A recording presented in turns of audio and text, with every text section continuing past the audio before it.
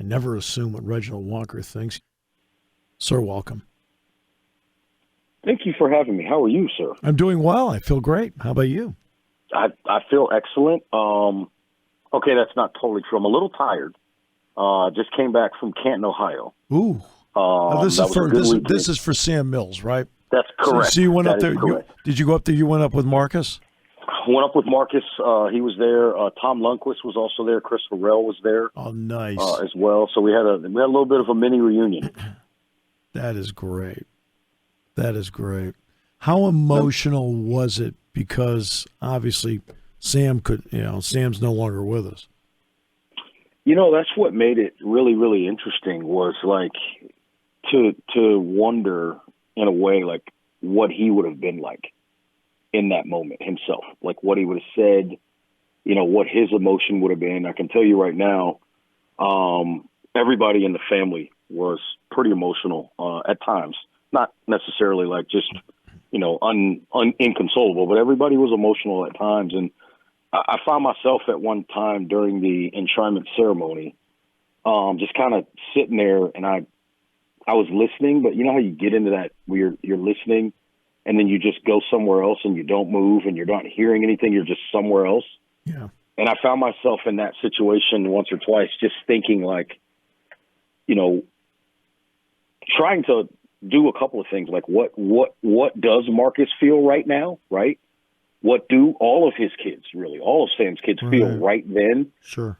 And then what would he say? And it was kind of an interesting sort of unplanned exercise, if you will, for me that made me think through a lot of things. And I just thought, one of the things that I thought was really cool for Marcus in particular was that some of us were able to be there with him that weekend. He's got a young daughter who's, she's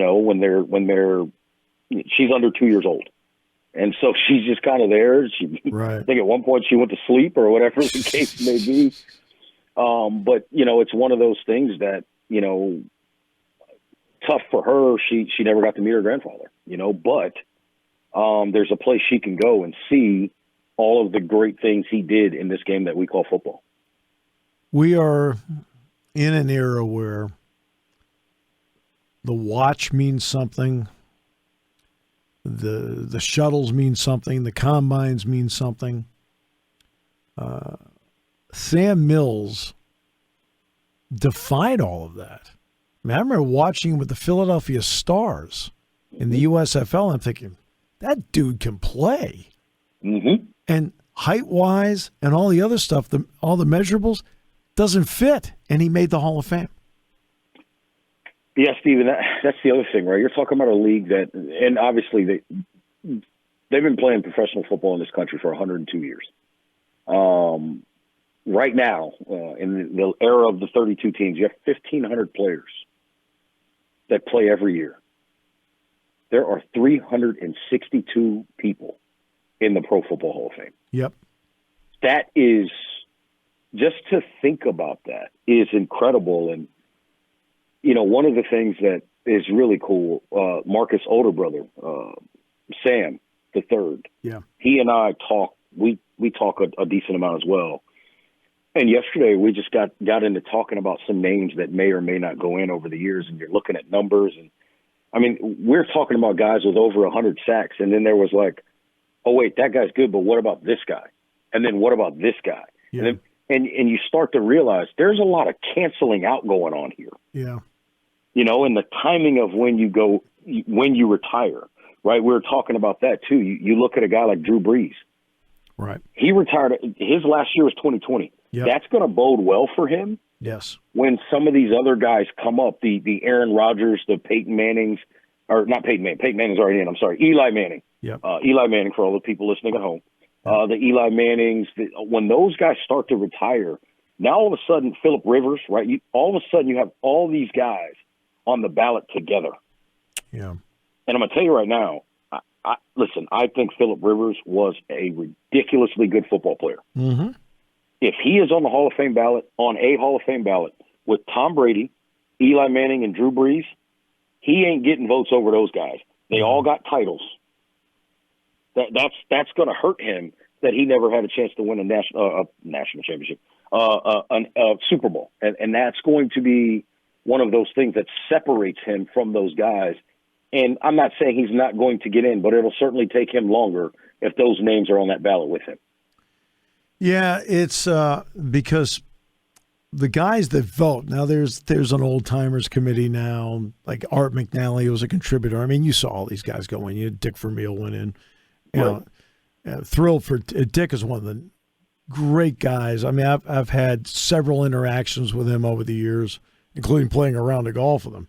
So I love talking to Dick Vermeil. I was so happy for him.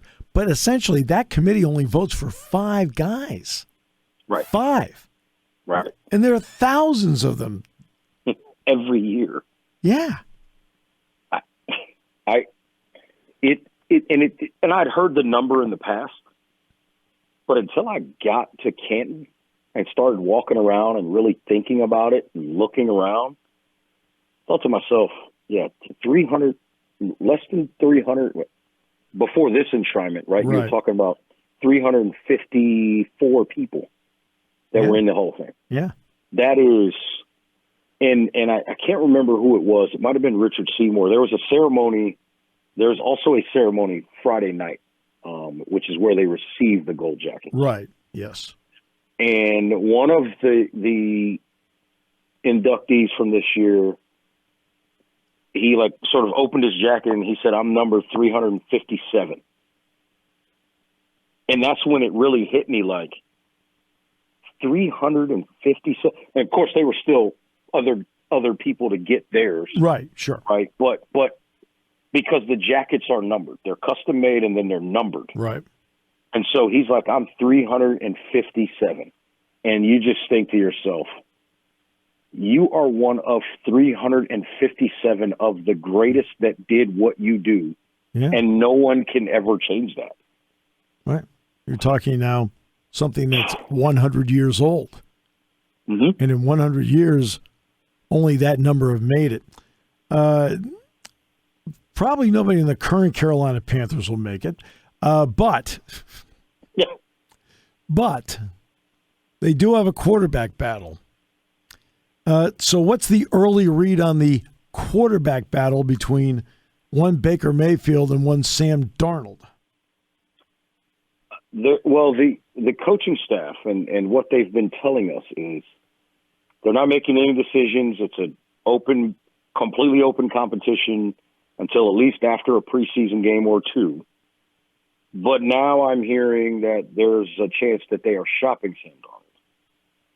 I think the truth of the matter is that's Baker Mayfield's job as long as he doesn't give it away. And the main reason why that's the case is, at least in my opinion, and I think you understand where I'm coming from here, why the heck would you trade for him if he's not the guy? Right. That doesn't make sense to me. Right. You don't trade for a backup. Right. You pick a backup up, with all due respect, off the street. Yeah. You trade for the guy that is going to make you a better football team right away. So to me, this is Baker Mayfield's job. If I'm any other team in the National Football League, why am I trading for Sam Darnold when I know you have to cut him? Why am I swallowing that $18.8 million? Why am I going to swallow that amount of money or whatever the prorated amount is up until the trade deadline when I know you have to cut this player, or I can get him this offseason for next to nothing?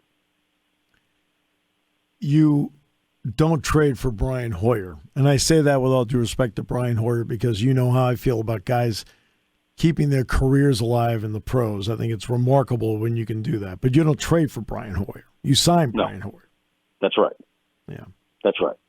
You know, it's interesting, you know, because the other thing to think about is giving away draft picks is giving away control and giving away salary cap flexibility in a lot of ways. And so you have to be careful when you give those things away that you're getting better for sure. Deshaun Watson is sitting there. It's at this hour, it's 6. I don't think there's anybody out there that thinks it's going to stay at 6. How do you view what her ruling was? Because obviously the league wanted a year and didn't get it. Well, Steve, here's what I'll say, and this is something that I would encourage anybody listening, and I'm not justifying the ruling. I'm not doing any of that. But I did when I read the ruling, I read through the whole thing, and then I did a quick Google search and found something that I think it was CBS News had put out that basically looks like a full copy of the personal conduct policy in the National Football League. Yep. And there's a line in there that essentially states, and if anybody, I wish I had it pinned on my Twitter page, but it is there. But if anybody wants to sort of read that, there's a spot in the middle of the page, and it talks about those penalties. And one of the things it says is, essentially, if there is no weapon involved or it does not endanger a child, it sort of sets the baseline at 6 games. Yeah. And it basically, I think what I interpreted was the independent person did not want to take it over 6 games because the policy basically gives the Players Association, if they want to appeal it, a leg to stand on because it did not involve a child and it did not involve a weapon. That doesn't mean it wasn't violent. I'm not suggesting that. But if you read the policy the way it is written that way, that is what comes up. And so it's interesting to me that it ended up being 6. But by reading that, that's what told me where I think a lot of the final decision came from. And so, here's the line. Violations involving assault, battery, domestic violence, or sexual assault will result in a baseline 6-game suspension without pay, with more if aggregating factors are present, such as the use of a weapon or a crime against a child. Right. And so there's that line in there that basically says, don't really go over 6 because one of these 2 things did not happen. Right. And I think that's kind of where Judge Robinson sort of landed with the 6 games. Do I think it's going to stay there, to your point earlier? Absolutely not. I think it's going to go up. I think there's going to end up being a harsher punishment from the league. But then I think the NFLPA and Deshaun Watson are going to probably file a federal lawsuit and get an injunction, and he may end up starting week 1. What's interesting about it is that to this point in public, he really hasn't shown any remorse about what's gone on. Now, he's been cheered at every Browns practice. They love him. Mm-hmm. And I don't know. This is going to be interesting because there have been, so you get 4 games for a football not being fully inflated and you get 6 for this. That's what that's what some people are arguing right now. Yes. And I can tell you right now, I was just in Canton.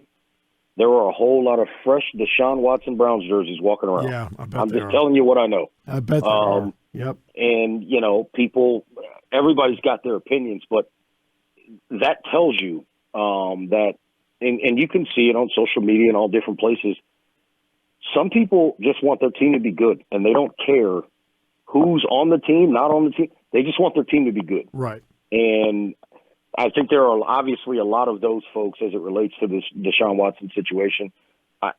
For me, I expected the suspension to be honestly something like a year, to where if he followed all of the whatever they set forth within that year, he may be back by week 13 or so, is much more of what I expected, or maybe a year plus 4 games, and it would only turn into a year. That's what I expected. So to see 6 games definitely surprised me. I expected a minimum of 9, which is more than half the season. Yeah, that was what my minimum was. I had to ask you, I don't think I've asked you yet about USC and UCLA. So what is the attitude down there about what the Big Ten has done?